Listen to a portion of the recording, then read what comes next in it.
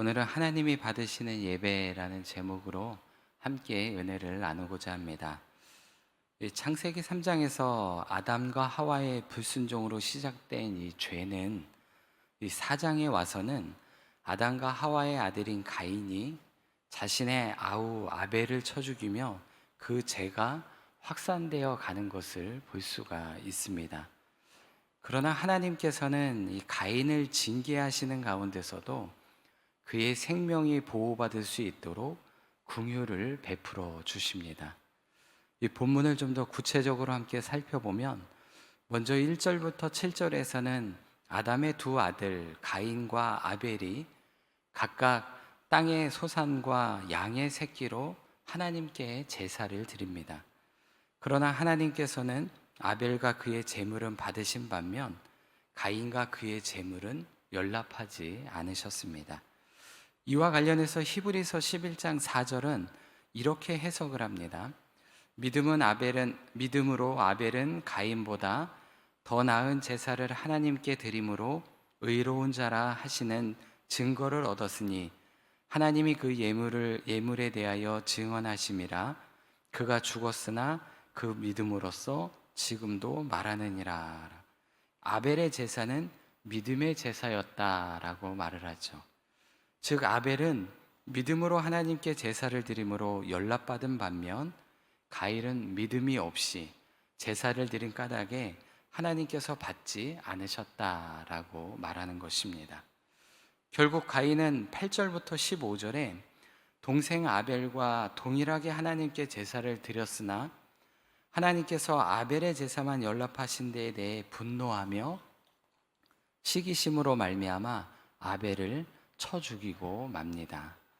하나님은 이런 가인을 징계하셔서 11절에 땅이 저주를 받아 아무리 노동을 해도 아무 소득을 얻지 못하게 하고 또 땅에서 피하며 유리하는 도망자 신세가 되게 하십니다. 그럼에도 가인은 스스로 죄를 뉘우치지 않습니다. 13절 보면 자신에게 내린 이 죄벌이 오히려 무겁다고 항변하는 것을 보게 되죠. 그러자 하나님은 15절에 죽음의 위협으로부터 보호받을 수 있는 표를 그 가인에게 주십니다. 그래서 이 표를 통해 가인을 보호해 주시는 모습을 보게 되죠. 여기서 표로 번역된 히브리어는 이 오트라는 말을 사용하게 되는데요. 이 말은 출애굽 당시 10번째 재앙 때 문설주에 바르는 피를 가리킬 때 쓰였던 단어와 같습니다. 또 이사야 7장에서도 처녀의 아들로 오실 메시아를 상징할 때 사용했던 단어와도 같습니다. 즉 가인의 생명을 구원해 주셨다라고 해석해 볼 수 있다는 것이죠. 또한 이 표는 예수님의 구속사를 예표하는 것이기도 합니다. 그리고 또 이 표는 가인의 공로로 주어진 것이 아니라 하나님의 전적인 은혜로 주어졌다라는 것이죠. 가인이 끝없이 죄를 더해감에도 하나님은 끝없이 은혜로 다가가신 것입니다.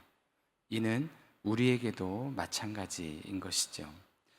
이어지는 16절부터 26절에서는 이 가인의 죄가 더 활발하게 나타나서 그 가정에서 어떠한 형태로 과시되어지는지를 보여줍니다. 뿐만 아니라 이러한 죄가 사회 속에서 어떠한 형태로 나타나는지 이 람에게 예를 들어서 우리에게 더 설명해주고 있는 것을 보게 됩니다. 하지만 아담과 하와의 또 다른 아들인 이 셋의 출생하면서 25절에 소망의 씨앗을 키워가게 되고 결국 에노스의 출생으로 말미암아 여호와의 이름을 부르기 시작했다라고 말씀하고 있습니다. 이 여기서 에노스라는 이 이름의 뜻은 사람이라는 의미와 연약함이라는 의미를 가지고 있습니다. 즉 사람들이 비로소 자신의 연약함과 한계를 인정하고 하나님을 전적으로 의지하게 되었다라고 해석할 수가 있습니다. 그래서 여기서 우리가 한 가지 희망의 빛을 발견할 수 있는 것은 하나님께서는 위대한 문명의 발전을 이룩하는 사람들보다 겸손히 하나님을 찾아 예배하는 연약한 자를 통해서 역사하고 계신다는 것을 알 수가 있습니다. 그러므로 우리의 인생은 세상의 업적을 남기기보다 하나님과 동행하며 또 하나님만을 의지하는 것이 더 중요하다는 이 사실을 깨달으시기를 바랍니다. 그래서 이 에노스를 통해 하나님을 찾은 것처럼 우리도 우리의 연약함과 한계를 인정하고 하나님을 전적으로 의지하며 살아가는 저와 성도님들이 되셨으면 좋겠습니다. 그러면 오늘 본문을 통해 주시는 영적 교훈 한 가지를 더 살펴보도록 하겠습니다. 그것은 하나님이 받으시는 예배라는 것입니다. 이 3절부터 5절의 말씀을 보면 하나님은 아벨의 제사만을 받으셨습니다. 그렇다면 왜 하나님은 이 가인의 제사를 받지 않으셨을까요? 그것은 아벨은 마음과 정성을 다해 제사를 드린 반면 가인은 그가 그저 형식적으로 제사를 드린 까닭이다라는 것입니다. 우리는 이 사실을 두 가지의 이유를 통해서 확인해 볼 수가 있습니다. 이 첫째는 본문이 아벨의 제물에 대해서는 양의 첫 새끼라고 이렇게 기록하고 있는데 이것은 아벨의 정성이 담긴 것임을 강조하고 있는 것입니다.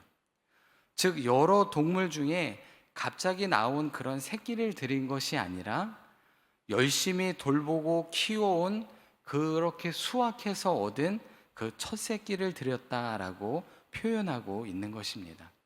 즉 아벨의 수고와 헌신이 담겨 있는 제물을 하나님께 드렸다라고 이야기하고 있는 것이죠. 이 반면에 가인의 제물에 대해서는 단순히 땅의 소산으로 드렸다라고 이렇게 기록하고 있습니다. 그것은 가인의 정성이 내포되어 있지 않음을 시사해 주고 있다는 것이죠. 그리고 두 번째는 본문에 아벨과 그의 제물, 또 가인과 그의 제물이라고 이렇게 표현하는 것을 보게 됩니다. 이것은 이 제사의 연락 여부가 그것을 드리는 자와 굉장히 밀접해 있다는 것을, 깊은 연관이 있다는 것을 알 수가 있습니다. 즉 제물을 드리는 그 사람의 인격과 그 마음의 자세가 같이 연결되어 있다는 것을 말하는 것이죠. 즉 아벨의 제사는 하나님을 생각하는 하나님 중심적인 제사이고 가인의 제사는 자기 중심적인 제사였다라는 것을 말하고 있는 것입니다. 그래서 하나님은 하나님 중심적인 제사는 받으시지만 자기 중심적으로 드려지는 제사는 외면해 버리신다는 것을 알 수가 있는 것이죠. 이것을 보면 하나님은 제물에는 관심이 없는 것을 알 수가 있습니다. 그것을 드리는 그 사람의 마음을 보신다는 것을 알 수 있는 것이죠. 사실 만물을 창조하신 하나님께서 무엇이 부족하고 무엇을 원하시기에 마음에도 없이 형식적으로 드리는 그런 제사를 받으시겠습니까? 그렇지는 않으신다는 것이죠. 하나님은 이방 신들과 같이 인간이 바쳐지는 제물에 그저 눈이 어두운 것이, 눈이 어두워서 그런 제물을 받는 그런 하나님은 아니라는 것입니다. 사무엘상 16장 7절에서도 사람은 외모를 보나 나 하나님 여호와는 중심을 보신다라고 말씀하고 계시지 않습니까? 그러므로 우리는 이러한 사실에서 중요한 교훈을 얻습니다. 그것은 하나님을 예배하거나 하나님께 예물을 드릴 때는 마지못해 하거나 형식적으로 억지로 해서는 안 된다라는 것입니다. 마음과 정성을 다해 하나님께 드려야 하는 것입니다. 그래서 오늘 하루 이를 위해서 무엇보다 먼저 우리 자신의 마음을 하나님에게 드리기에 힘쓰시는 저와 성도님들이 되시기를 바랍니다. 그러면 분명 하나님은 우리의 예배를 기쁘게 받아주실 줄로 믿습니다. 그런 삶을 살아가는 저와 성도님들이 되시기를 바랍니다. 기도하겠습니다. 거룩하고 자비로우신 아버지 하나님, 저희의 모습이 가인처럼 자기 중심적인 예배와 자기 중심적인 삶을 살아갈 때가 많은지, 또 그런 때가 많음을 돌아봅니다. 아벨처럼 마음의 정성을 다해 하나님을 섬기고 예배하게 하여 주시고, 아벨의 제사를 받으셨던 것처럼 우리의 예배도 늘 받아 주시옵소서. 셋의 자손들처럼 늘 겸손히 하나님 아버지를 찾아 예배하는 우리들이 되게 하여 주시고, 우리도 우리의 발걸음을 말씀 위에 굳게 세워 하나님의 은혜 가운데 살아가는 복된 삶이 되게 하여 주옵소서. 그래서 우리의 마음을 온전히 드리며 하나님만을 예배하는 복된 삶이 되게 인도하여 주옵소서. 오늘도 찬양으로 하나님께 영광 돌린 우리 천사 찬양대를 기억하여 주시고, 이 찬양이 우리 모두의 신앙의 고백이 되게 하여 주옵소서. 특별히 새벽마다 수고하는 우리 대원님들의 그 수고와 헌신 위에 주님의 은혜와 평강이 넘치게 하여 주옵소서. 늘 건강도 주시고 능력도 주시고 믿음 주셔서 맡겨주신 귀한 사명 끝까지 잘 감당하고 충성으로 감당할 수 있도록 은혜 베풀어 주옵소서. 감사드리며 예수 그리스도의 이름으로 기도드리옵나이다. 아멘.